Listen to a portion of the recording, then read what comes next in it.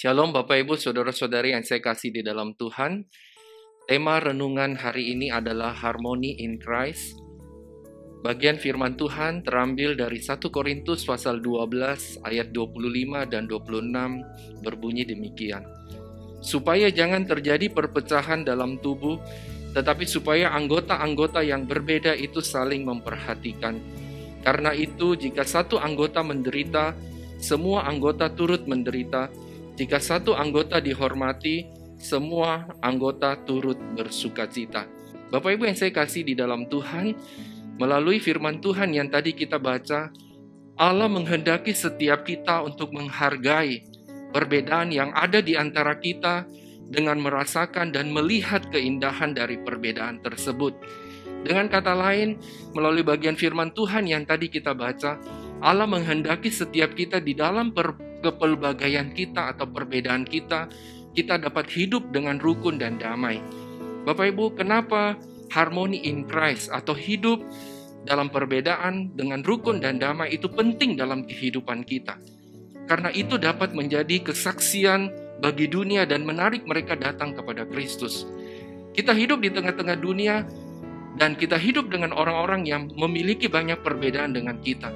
Sehingga tatkala kita sebagai anak-anak Tuhan, kita bisa hidup rukun dan damai di dalam segala keperbedaan kita, itu akan menjadi satu kesaksian yang indah bagi orang-orang yang ada di sekeliling kita.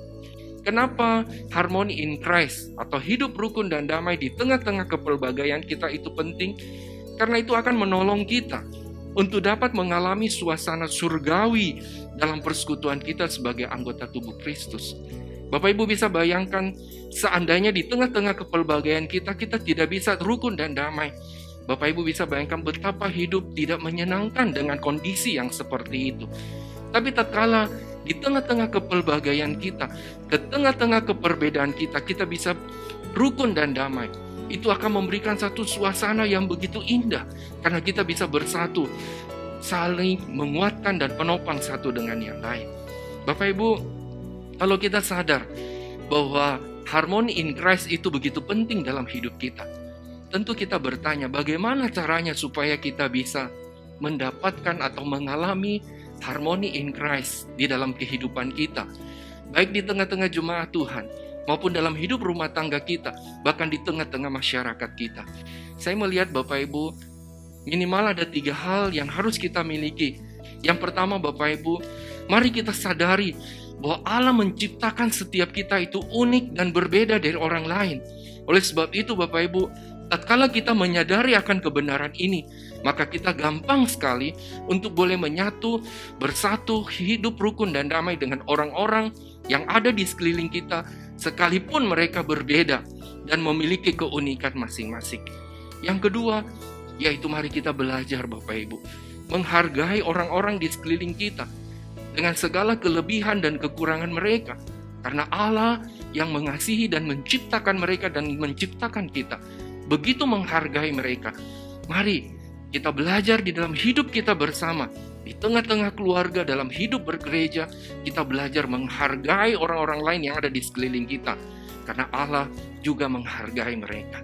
Yang ketiga, yang terakhir, milikilah sikap berbeda yang dewasa dan bertanggung jawab.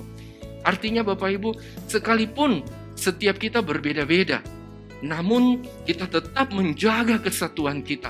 Biarlah kita tidak melihat perbedaan itu untuk memisahkan kita, tapi kita melihat berbagai keperbedaan itu membuat kita boleh menyatu dan boleh saling melengkapi satu dengan yang lain.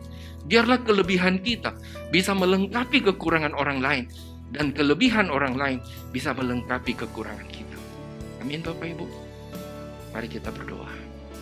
Bapa di dalam surga, terima kasih karena Tuhan menciptakan setiap kami unik dan berbeda satu dengan yang lain. Dan bukan satu kebetulan kalau Tuhan menempatkan kami dalam satu keluarga, bahkan juga di tengah-tengah komunitas orang Kristen atau gereja Tuhan di mana kami boleh belajar beribadah, melayani, dan mengenal Tuhan.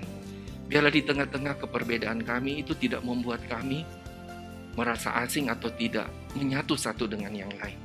Biarlah kami belajar melihat kepelbagaian, keunikan kami masing-masing. Kami boleh menghargai orang-orang lain yang ada di sekeliling kami, Dan biarlah kelebihan orang lain boleh melengkapi kekurangan kami, dan kelebihan kami juga boleh melengkapi kekurangan orang lain. Sehingga dimanapun kami berada, baik waktu kami di rumah, kami di gereja, di kantor, di kampus, di lingkungan masyarakat, kami boleh menikmati dan melihat keindahan, kepelbagaian yang Tuhan berikan bagi kami masing-masing.